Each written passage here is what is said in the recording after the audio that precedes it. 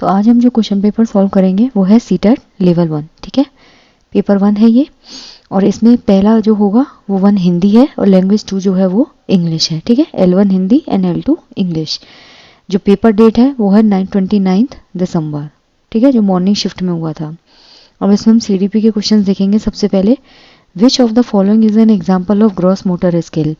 जो gross motor skill होता है वो होता है आपका स्थूल गत्यात्मक कौशल, यानी कि जिसमें आपकी बड़ी जो पेशियां होती हैं, बड़ी मसल्स जो होती हैं उनको यूज़ किया जाता है, जैसे दौड़ना, चलना, घूमना या फिर फुटबॉल फेंकना।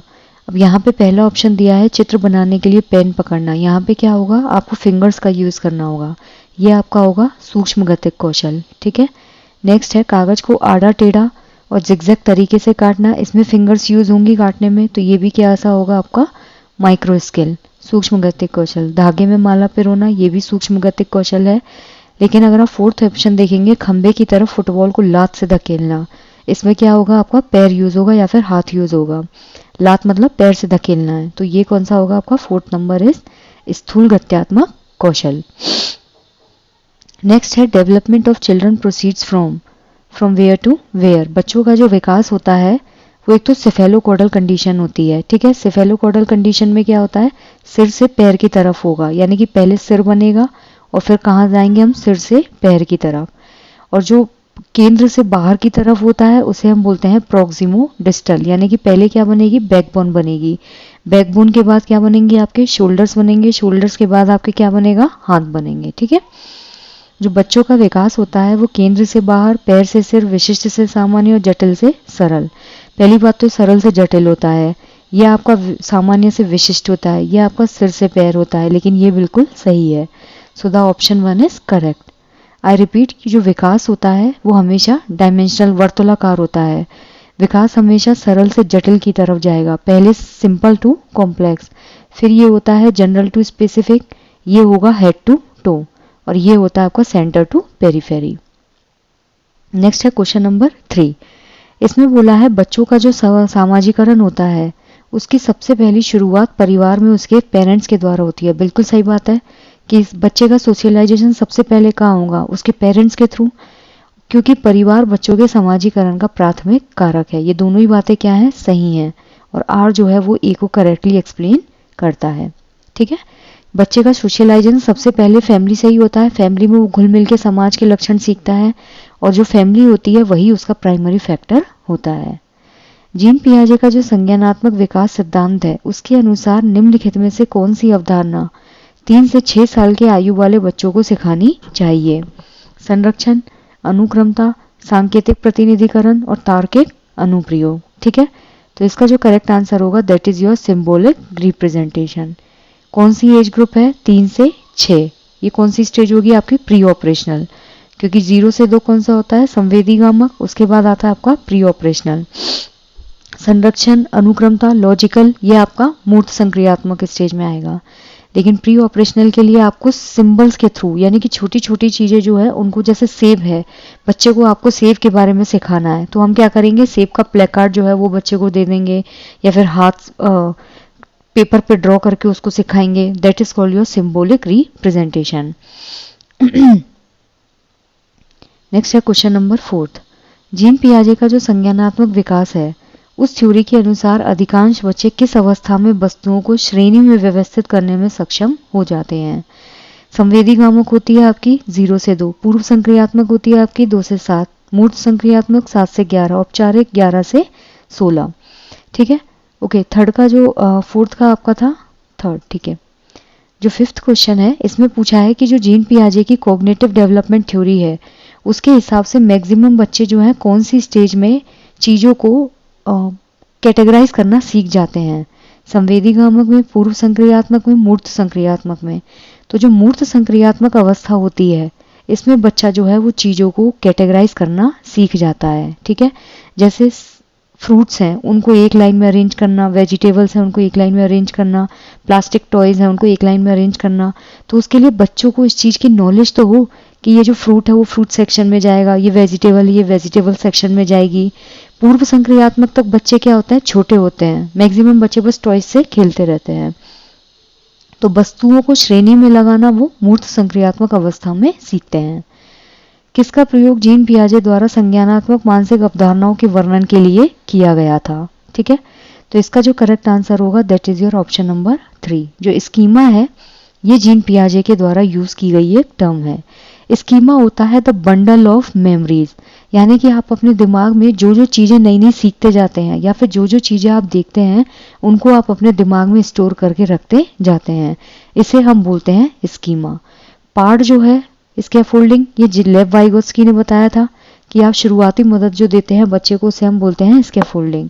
जो ZPD है ये भी वाइगोत्स्की ने दी थी कि बच्चे अपने एक्चुअल डेवलपमेंट तक MKO की मदद से स्कैफोल्डिंग का सहारा लेके पहुंचता है।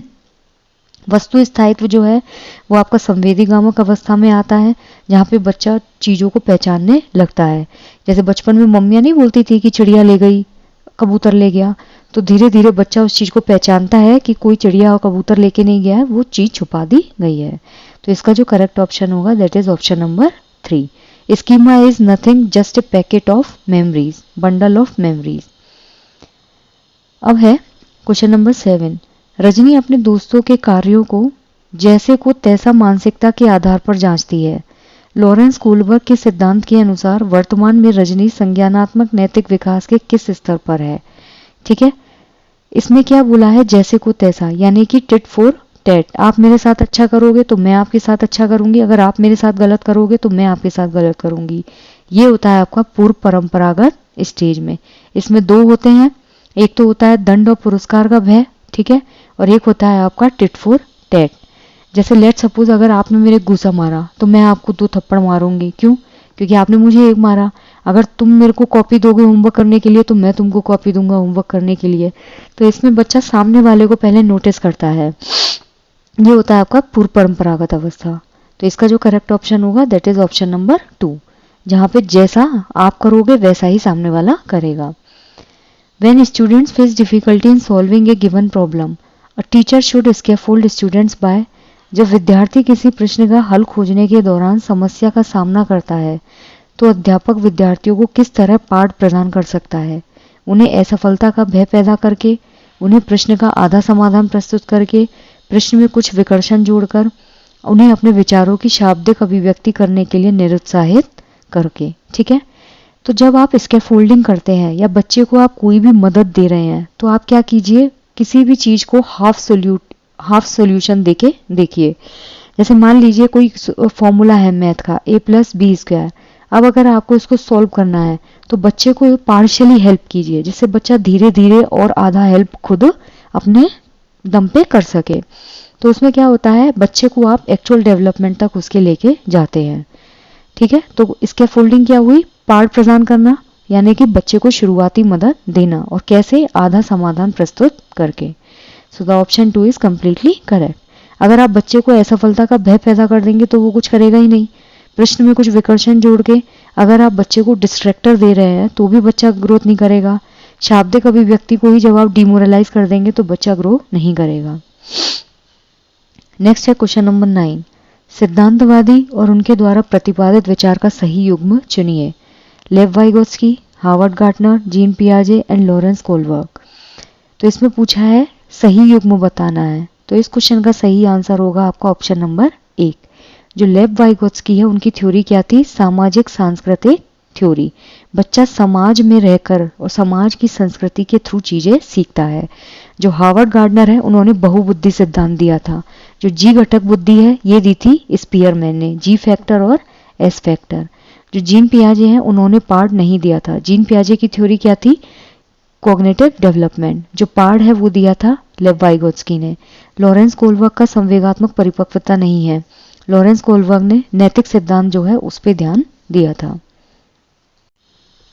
Okay, so the next is जो सिद्धांतवादी हैं, कौन कौन से सिद्धांतवादी हैं और उनकी थ्योरी जो है। लेव वाइगोत्स्की ने सामाजिक सांस्कृतिक थ्योरी दी थी, हार्वर्ड गार्डनर ने बहुबुद्धि सिद्धांत दिया था। तो इसका जो करेक्ट आंसर होगा that is your option number 1। Next है क्वेश्चन नंबर 10। एक प्रगतिशील कक्षा जो होती है वो किसे समुन्नत करती है, ज्ञान सृजन की चाह, विद्यार्थियों में परस्पर विमुखता का भाव, सामाजिक संदर्भों से अलगाव, विषय वस्तु का कंठस्थीकरण। जहाँ रोट मेमोराइजेशन होगा ना, वो टॉपिक कभी भी सही नहीं होगा, वो option. Disconnect from social context, जब आप सोशल कॉन्टेक्स्ट से बच्चे को डिस्कनेक्ट ही कर दोगे, समाज से उसको हटा ही दोगे, तो बच्चा कभी भी एक प्रोग्रेसिव क्लासरूम का पार्ट नहीं बनेगा। Sense of alienation among students, अगर बच्चों को आपस में ही कंपटीशन की भावना ला दोगे या फिर बच्चों में आपस में लड़ाई लड़वा दोगे, तो वो भी कभी प्रोग्रेसिव क्लासरूम नहीं होता है। Use urge for knowledge construction, ज्ञान सर्जन की चाह, जो प्रोग्रेसिव क्लास होती है उसमें बच्चे को खुद ज्ञान का कंस्ट्रक्शन करवाया जाता है, यानी कि a child construct his own knowledge. बच्चा खुद जब करके सीखता है, that is called your progressive classroom. तो इसका जो करेक्ट आंसर होगा that is your option number 1। Next है क्वेश्चन नंबर 11। मधुलिका नृत्य और योग कला में निपुण है। हावर्ड गार्डनर के अनुसार उसके पास किस प्रकार की उच्च स्तरीय बुद्धि है? इंट्रापर्सनल, इंटरपर्सनल, शारीरिक गति संवेदी एंड संगीतात्मक। वो क्या कर रही है? नृत्य कर रही है और योग कर रही है, तो क्या होगा? शारीरिक गति संवेदी। तो इसका जो करेक्ट आंसर होगा that is your option number 3। अंतर्वैयक्तिक जो होता है इंट्रापर्सनल, इंट्रापर्सनल होता है जब आप खुद के बारे में रीड करते हैं, ठीक है। कई जो फिलॉसफी वाले लोग होते हैं वो क्या करते हैं? खुद के बारे में मालूम करते हैं। और जो इंटरपर्सनल होता है जब आप दूसरे को पढ़ने की कोशिश करते हैं, जैसे डॉक्टर है, डॉक्टर क्या करता है? दूसरे की बीमारी जो है उसको बारे में जानने की कोशिश करता है। म्यूजिकल होता है आपका संगीतीय बुद्धि। नेक्स्ट है प्रश्न उत्तर सत्र के दौरान एक अध्यापक केवल लड़कों को ही अपने भ्रम और प्रश्न पूछने के अवसर दे रहा है। यह प्रत्यक्ष रूप से किसकी प्रस्तुति है? ये जेंडर सशक्तिकरण, gender equity, gender biasness, gender parity. तो ऑब्वियसली जब वो लड़कों को ही अपना प्रश्न पूछने की अनुमति दे रहा है तो ये क्या होगा? जेंडर पक्षपात, यानी कि जेंडर स्टीरियोटाइप। इसमें क्या कर रहा है? वो लड़कों को तो फ्रीडम दे रहा है कि वो क्वेश्चंस पूछ सकें, लेकिन जो लड़कियां हैं उनको वो पूछने की अनुमति नहीं दे रहा है, ठीक है। नेक्स्ट क्वेश्चन है question number 13। The individual differences in learning pace are a result of heredity only, environment only, both heredity and environment, neither heredity nor environment। जो अधिगम की दर होती है, बच्चों की जो लर्निंग रेट होती है, उसमें जो इंडिविजुअल डिफरेंसेस होते हैं वो किस चीज़ का रिजल्ट है? केवल आनुवंशिकता का, केवल पर्यावरण का, आनुवंशिकता और पर्यावरण दोनों का, ना ही आनुवंशिकता और ना ही पर्यावरण। तो इसका जो करेक्ट आंसर होगा that is your option number 3। ये थ्योरी किसने दी थी? वुडवर्थ ने। उन्होंने क्या कहा था? हेरेडिटी इनटू एनवायरनमेंट, ठीक है। तो जो व्यक्तिगत विभिन्नता होती है वो किसका परिणाम होती है? आनुवंशिकता और पर्यावरण दोनों का। विच of the following is correct in the context of assessment? जो आकलन है उसके संदर्भ में क्या सही है? आकलन मानकीकृत परीक्षण द्वारा किया जाना चाहिए। रचनात्मक आकलन केवल निर्देशन के अंत में होता है। मानदंड संदर्भित परीक्षण मानकों को निष्पादन तुलना का सामान्य स्तर मानकर इस्तेमाल करते हैं। अधिगम के लिए आकलन विद्यार्थियों द्वारा स्वयं आकलन को भी शामिल करता है। तो इसका जो करेक्ट आंसर होगा, ये पूछा है असेसमेंट के रिलेशन में, तो जहाँ पे आपका असेसमेंट फॉर लर्निंग के लिए, यानी कि असेसमेंट फॉर लर्निंग जो होता है इसमें विद्यार्थियों के द्वारा खुद का जो आकलन होता है उसको भी हम शामिल करते हैं। So the option 4 is correct. अब इंग्लिश में देखते हैं। Which of the following is correct in the context of assessment? Assessment should be done only through standard test. नहीं, स्टैंडर्ड टेस्ट हो सकता है लेकिन केवल स्टैंडर्ड टेस्ट के थ्रू ही आप बच्चे को असेस्ट करेंगे, नहीं, ये गलत है। जो फॉर्मेटिव असेसमेंट होता है occurs only eight the end of instruction. नहीं, जो फॉर्मेटिव असेसमेंट होता है वो ड्यूरिंग द प्रोसेस होता है, ना कि at the end of instruction. Criteria reference test use norms as the physical level for performance comparison. जो क्राइटेरिया रेफरेंस टेस्ट होते हैं जिससे आप बच्चों का क्राइटेरिया डिसाइड करते हैं कि ये ए ग्रेड बच्चे हैं, ये बी ग्रेड बच्चे हैं, that use norms as the typical level for performance comparison. नहीं, आप परफॉर्मेंस के लिए एक क्राइटेरिया रेफरेंस टेस्ट को यूज नहीं करते, बल्कि जो असेसमेंट फॉर लर्निंग है वो सेल्फ असेसमेंट को भी इंक्लूड करके बच्चों का आकलन किया जाता है। नेक्स्ट है question number 15। In order to assess critical thinking among students which of the following should be chosen by a teacher? Open-ended questions requiring divergent thinking, question requiring yes or no answer, question requiring one-word answer, questions requiring recall of declarative knowledge only। अगर बच्चों में critical thinking यानी कि समालोचनात्मक चिंतन का आकलन करना है तो टीचर क्या करेगा? खुले अंत वाले प्रश्न पूछेगा, जो ओपन एंडेड क्वेश्चंस होते हैं ना वो हमेशा डाइवर्जेंट थिंकर वाले क्वेश्चंस होते हैं। जो हाँ या ना में होंगे वो वन लाइनर्स होंगे और ये क्लोज्ड एंडेड क्वेश्चंस होते हैं। One liner also closed ended. वे प्रश्न जिनमें केवल घोषणात्मक ज्ञान का प्रत्यास्मरण शामिल है, नहीं, ऐसे नहीं कि रटे रटाए क्वेश्चंस हैं वो आप पूछ रहे हैं। हम बच्चे से क्या ओपन एंडेड वाले क्वेश्चंस पूछेंगे जिसमें बच्चा डाइवर्सिफाइड तरीके से उसका आंसर सोचेगा। तो इसका जो करेक्ट आंसर होगा that is your option number 1। Next है क्वेश्चन नंबर 16। समावेशी शिक्षा जो होती है उसमें किसकी आवश्यकता है? मानकीकृत पाठ्यचर्या, रूढ़िबद्धता को बढ़ावा, अगम्य इमारती ढांचा और विविधता को स्वीकृति। ऑब्वियसली इसका जो करेक्ट आंसर होगा दैट इज ऑप्शन नंबर 4। जो समावेशी शिक्षा होती है यानी कि इंक्लूसिव एजुकेशन, इसमें हर संस्कृति के बच्चे को इंक्लूड किया जाता है, यानी कि जब आप डाइवर्सिटी को एक्सेप्ट करते हैं that is called your inclusive education. Standard curriculum नहीं होता है, का जो करिकुलम होता है वो थोड़ा फ्लेक्सिबल होना चाहिए कि सारे बच्चे जो है उनको समावेशित किया जा सके।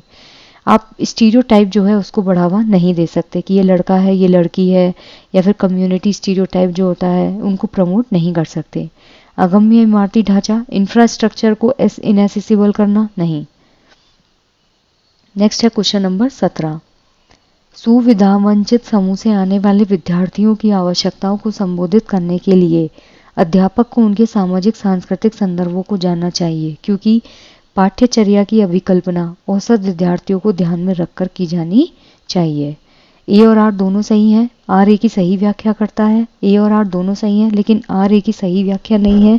ए सही है लेकिन आर गलत है, और ए और आर दोनों गलत है। तो इसका जो करेक्ट आंसर होगा that is your option number 3, कि इसमें ए तो सही है लेकिन जो आर है वो गलत है। कैसे? To address the need of students, बच्चों की जो ज़रूरत है उसको समझने के लिए या फिर उसको एड्रेस करने के लिए डिसएडवांटेज ग्रुप, यानी कि जिन बच्चों को हर चीज़ इजीली नहीं मिलती। A teacher should know about their socio cultural context, teacher को उनका जो सामाजिक सांस्कृतिक बैकग्राउंड है उसके बारे में जानना चाहिए। ये बात बिल्कुल सही है, ठीक है। मान लीजिए कोई बच्चा पिछड़ा वर्ग से आता है तो आपको उस बच्चे की जो नीड है उसके बारे में पहले जानना पड़ेगा कि बच्चा किस बैकग्राउंड से आता है, बच्चे का कल्चर बैकग्राउंड क्या है। Curriculum should be design keeping average student mind, नहीं, करिकुलम जो होता है वो सिर्फ एवरेज स्टूडेंट्स को दिमाग में रखकर नहीं फ्लेक्सिबल होना चाहिए, उसको उस तरीके से डिज़ाइन मत करो। करिकुलम हर बच्चे की जो नीड है उसको ध्यान में रखकर डिज़ाइन किया जाना चाहिए। सो the option 3 is correct. Dyslexia is which kind of disability?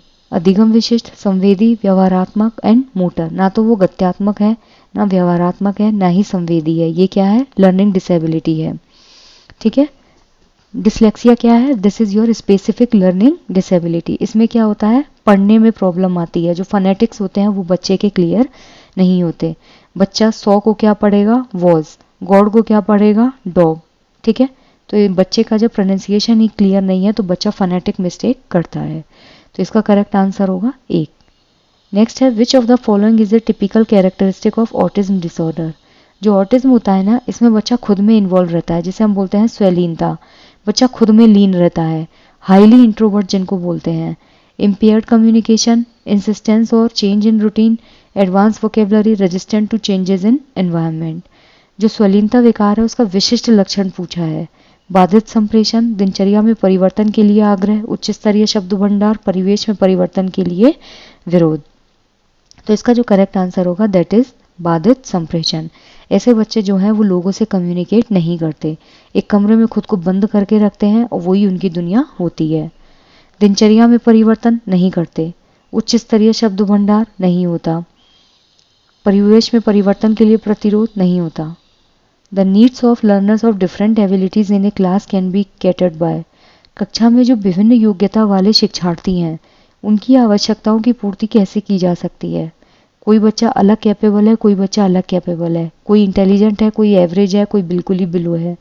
श्रेणीबद्ध कठिनाई के कार्य देकर, मानकीकृत निर्देश देकर, केवल सामान्य शिक्षार्थी की आवश्यकताओं को संबोधित करके और विभिन्न आवश्यकता वाले शिक्षार्थियों की उपेक्षा करके। इस क्वेश्चन का आंसर आप खुद ही चेक कर सकते हैं, खुद ही पता कर सकते हैं कि जब हमें लर्नर्स की नीड जो है, डिफरेंट एबिलिटी वाले बच्चों की जो ज़रूरत है उसको अगर क्लास में मालूम करना है, उनको पूरा करना है, तो कैसे करेंगे? बच्चों को डिफ़िकल्टी टास्क जो है वो देकर, गिविंग स्टैंडर्डाइज इंस्ट्रक्शन, केवल जो नीडी बच्चे हैं उनकी नीड को ध्यान में रखकर, दूसरे जो नीडी बच्चे हैं उनकी उपेक्षा करके। तो इसका जो करेक्ट आंसर होगा that is your option number 1। जैसे मान लीजिए ये बच्चा है, ठीक है, आपको पता है ये लिख सकता है, पढ़ सकता है, तो इस बच्चे को आप रीडिंग दीजिए और राइटिंग दीजिए। कोई बच्चा बी है, ये अपना काम खुद से कर सकता है, तो इस बच्चे को थोड़ा टफ काम दीजिए। मान लीजिए कोई बच्चा सी है, इसको ना पढ़ना आता है, ना लिखना आता है, ना बोलना आता है, तो इसको आप कोई एक्टिविटी करने को दीजिए। तो बच्चे को टास्क दीजिए, लेकिन डिफ़िकल्टी जो है उसके श्रेणीबद्ध डिसाइड करके। मानकीकृत निर्देश देकर नहीं, ये मानकीकृत निर्देश जहां आ जाएगा वो कभी भी ना तो इंक्लूसिव एजुकेशन का पार्ट होगा, ना ही उससे कभी भी किसी भी स्पेशल नीड वाले बच्चे की डिमांड पूरी की जा सकती है। केवल आ गया सामान्य शिक्षार्थी की आवश्यकताओं को संबोधित करके नहीं, विभिन्न आवश्यकता वाले शिक्षार्थियों की उपेक्षा गलत हो जाएगा। सो the option 1 is correct. Next है क्वेश्चन नंबर 21। अधिगम तब तक अर्थपूर्ण होता है जब विषय वस्तु को संदर्भ से हटकर प्रस्तुत किया जाए, अप्रासंगिक, बहुत ही अमूर्त और संयोजित तरीके से। ऑब्वियसली इस क्वेश्चन का आंसर होगा ऑप्शन नंबर 4। ठीक है, अधिगम अर्थपूर्ण कब होगा, मीनिंगफुल लर्निंग कब होगी, जब आप किसी भी सब्जेक्ट को आप कॉन्टेक्स्ट से हटकर ही पढ़ा रहे हैं। मान लीजिए बच्चे को पढ़ाना है मैथ में पढ़ा रही हूँ, साइंस। अप्रासंगिक, कोई भी चीज़ टॉपिक से हटके आप नहीं पढ़ा सकते। बहुत ही अमूर्त, एक हाइपोथेटिकल सिचुएशन में बच्चों को नहीं पढ़ाया जा सकता। लेकिन आप बच्चे को अगर संयोजित होकर पढ़ाएंगे तो अधिगम जो होता है वो मीनिंगफुल होगा, यानी कि कितना ऑर्गेनाइज्ड तरीके से आप बच्चों को लर्निंग करवा रहे हैं। अंतरिक्ष की अवधारणा समझाते समय एक अध्यापक ने महसूस किया कि विद्यार्थियों में इस विषय को लेकर बहुत ज़्यादा भ्रांति है। अध्यापक की इस स्थिति के प्रति क्या प्रतिक्रिया होनी चाहिए? सीधे सीधे उन भ्रांतियों को एकीकृत करना चाहिए? नहीं। बहुत सारे बच्चे होते हैं जो बहुत सारे डिल्यूजन्स लेके आते हैं, तो ये नहीं कि हम उनको मना कर देंगे। इन भ्रांतियों के प्रति विद्यार्थियों के तर्क जानने चाहिए। विद्यार्थियों को सही जानकारी कंठस्थ करने के लिए रोट मेमोराइजेशन आ गया, ये कभी भी पार्ट नहीं होगा। नकारात्मक पुनर्वलन, नकारात्मक पुनर्वलन का प्रयोग करते हुए इन भ्रांतियों को मिटा देना चाहिए? नहीं। अगर हमें पुनर्वलन देना होगा तो हम सकारात्मक पुनर्वलन देंगे, नेगेटिव रीइंफोर्समेंट को हम यूज नहीं करेंगे। तो इस क्वेश्चन का जो करेक्ट आंसर होगा that is your option number 2। ठीक है, नेक्स्ट है question number 23। Which of the following should be considered while teaching A concept of student? विद्यार्थियों को किसी भी कंसेप्ट के बारे में समझाना है तो किन बातों का ध्यान रखना चाहिए? विद्यार्थियों में सीखने के लिए तत्परता, विद्यार्थियों का सामाजिक सांस्कृतिक संदर्भ, विद्यार्थियों द्वारा चयनित अधिगम शैलियाँ। ठीक है, तो इसका जो करेक्ट आंसर होगा that is your option number 4। जब आप बच्चे को किसी भी टॉपिक को समझा रहे हैं, मान लीजिए मुझे किसी भी बच्चे को समझाना है कंपोनेंट्स ऑफ फूड, ठीक है, तो इस टॉपिक को समझाने के लिए मैं क्या करूँगी कि बच्चा कितना ज़्यादा उस टॉपिक को समझने के लिए रेडी है, पहले मुझे ये बात तो पता हो, तब मैं बच्चों को उस हिसाब से तैयार करूँगी। विद्यार्थियों का सामाजिक सांस्कृतिक संदर्भ, बच्चे किस कल्चर बैकग्राउंड से आते हैं, ठीक है, उनके घर पे कौन कौन से मेंबर्स हैं, क्या क्या खाते हैं। विद्यार्थियों द्वारा चयनित अधिगम शैलियाँ, जो बच्चे हैं उन्होंने कौन कौन सी लर्निंग टीचिंग मेथड जो है उनको सेलेक्ट किया है। तो तीनों ही ऑप्शन जो है वो यहाँ करेक्ट हैं। रमेश जो है वो विज्ञान विषय को पढ़ाते समय अन्वेषण, प्रयोग और विभिन्न व्यावहारिक गतिविधियों के माध्यम से बच्चों को नया ज्ञान और नई समझ बनाने का अवसर प्रदान करता है। वह किस चीज़ को बढ़ावा देना चाहता है? वैज्ञानिक तर्क, तार्किक चिंतन, कंठस्थीकरण और अनुकरण। यहाँ पे बोला है कि बच्चों को कोई टॉपिक समझाना है, ठीक है, वो टीचर जो है वो अन्वेषण, प्रयोग और बहुत सारी व्यवहारिक गतिविधि जो उनके डेली लाइफ से जुड़ी हुई हैं उनको यूज़ कर रहा है, उससे बच्चे नए ज्ञान और नई समझ बना पा रहे हैं। तो वो किस चीज़ को बढ़ावा दे रहे हैं? वैज्ञानिक तर्क, तार्किक चिंतन, कंठस्थीकरण और अनुकरण। ठीक है, तो इसका जो करेक्ट आंसर होगा that is your option number 1। वो वैज्ञानिक तर्क और तार्किक चिंतन जो है उसको बढ़ावा दे रहे हैं। क्यों? यहाँ पे क्या है? खोज। बच्चा खुद खोज करेगा, बच्चा खुद प्रयोग करेगा, उसके रियल लाइफ से जुड़े हुए एक्टिविटीज़ हैं और बच्चा खुद अपने समझ और अपने ज्ञान का निर्माण कर रहा है। तो यहाँ पे साइंटिफिक रीजन और लॉजिकल थिंकिंग। कंठस्थीकरण, रूट मेमोराइजेशन नहीं होगा। अनुकरण, आप यहाँ पे बच्चा किसी चीज़ को फॉलो नहीं कर रहा है। सो the option 1 is correct. Next है, निम्नलिखित में से अध्यापक द्वारा अपनाई गई कौन सी विधि अधिगम प्रक्रिया में विद्यार्थियों की सक्रिय भूमिका को कम महत्व देती है? मतलब कौन सा ऐसा मेथड है जिसको अपना के लर्निंग प्रोसेस में स्टूडेंट्स, जो टीचर है वो स्टूडेंट्स की सक्रिय भूमिका को कम कर देगा? व्याख्या, पूछताछ, चर्चा, खोज और अन्वेषण। ऑब्वियसली जो व्याख्यान होता है इसमें स्टूडेंट क्या हो जाएगा? पैसिव। क्यों? क्योंकि एक्टिव कौन है? टीचर। यहाँ पे एक्टिव कौन हुआ? टीचर। टीचर क्या कर रहा है? कंटिन्यूस बोल रहा है। तो जब टीचर कंटिन्यूस बोलेगा तो बच्चा क्या हो जाएगा? उसको सिर्फ श्रोता बन के रह जाएगा, बच्चा से सुनता रहेगा। जैसे कहानी नहीं होती है, टीचर बोलता जाता है, बच्चा से सुनता रहता है। इंक्वायरी जहाँ होगी वहाँ बच्चा एक्टिव होगा, चर्चा में बच्चा एक्टिव होगा, खोज में बच्चा एक्टिव होगा। लेकिन विद्यार्थियों को सक्रिय भूमिका को कम महत्व देने वाला व्याख्यान। सो the option 1 is correct. Next है क्वेश्चन नंबर 26।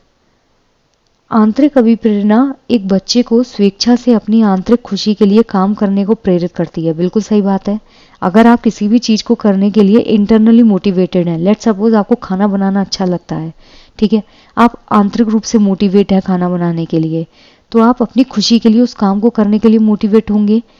शिक्षक को आंतरिक रूप से अभिप्रेरित करने के स्थान पर विद्यार्थियों को बाह्य रूप से अभिप्रेरित करना चाहिए। ये गलत है। टीचर का काम होता है बच्चे को आंतरिक रूप से अभिप्रेरित करना, ना कि बाह्य रूप से अभिप्रेरित करना। टीचर ये नहीं करेगा कि बच्चों को टॉफी के लिए या बच्चों को पैसों के लिए या बच्चे को मतलब प्रशंसा के लिए वो मोटिवेट करे। ठीक है, तो ए तो सही है लेकिन आर गलत है। सो the option 3 is correct. Next है क्वेश्चन नंबर 27। यहाँ पे पूछा है प्रभावशाली जो समस्या समाधान है उसमें किस चीज को बाहर करने की आवश्यकता है? जो इफेक्टिव प्रॉब्लम सॉल्विंग होती है उसमें क्या चीज है जिसको निकाल देना चाहिए? Functional fixedness, divergent thinking, focused attention, analogical thinking. Analogical thinking होती है जब आप कोई चीज सामने देख रहे हैं, ठीक है, और उसको देख के जब आप चीजों को सोचते हैं, तो ये तो इसमें होना चाहिए। फोकस्ड अटेंशन, अगर आपको कोई भी प्रॉब्लम सॉल्व करनी है तो आप फोकस्ड होंगे तभी तो सॉल्व कर पाएंगे। डाइवर्जेंट थिंकिंग, एक ही प्रॉब्लम को आप कितने अलग तरीके से सोच सकते हैं। फंक्शनल फिक्स्डनेस, फिक्स्डनेस जहां होगी वो चीज इसमें रिमूव हो जाएगी। ठीक है, जो कार्यात्मक स्थिरता होती है किसी भी काम करने का जो एक तरीका है, अगर आप उसको बिल्कुल फिक्स कर देंगे, आप उसको चेंज नहीं करेंगे, तो उसमें क्या होगा? प्रॉब्लम सॉल्व नहीं होगी। सो द ऑप्शन 1 इज करेक्ट। किसको बहिष्करण की आवश्यकता है? कार्यात्मक स्थिरता। नेक्स्ट है क्वेश्चन नंबर 28।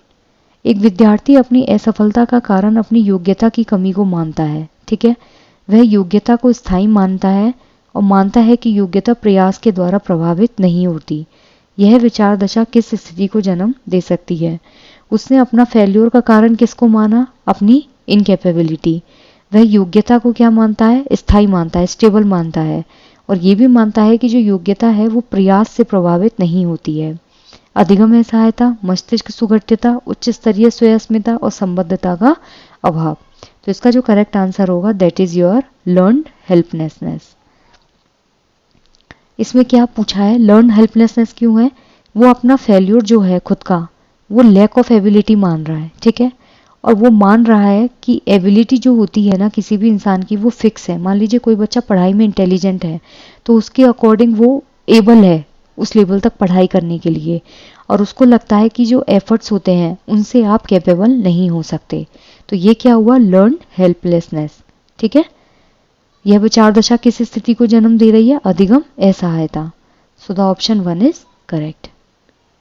नेक्स्ट है concept should be presented in a way which, जो अवधारणाएं होती हैं उनको इस तरह से प्रस्तुत करना चाहिए जो विद्यार्थियों में सफलता के प्रति चिंता पैदा करे, उसके पूर्व ज्ञान और स्कीमा को क्रियाशील करे, उन्हें अप्रासंगिक सूचनाओं के माध्यम से विकर्षित करे, केवल उच्चतर अधिगम योग्यता वाले विद्यार्थियों की मदद करे।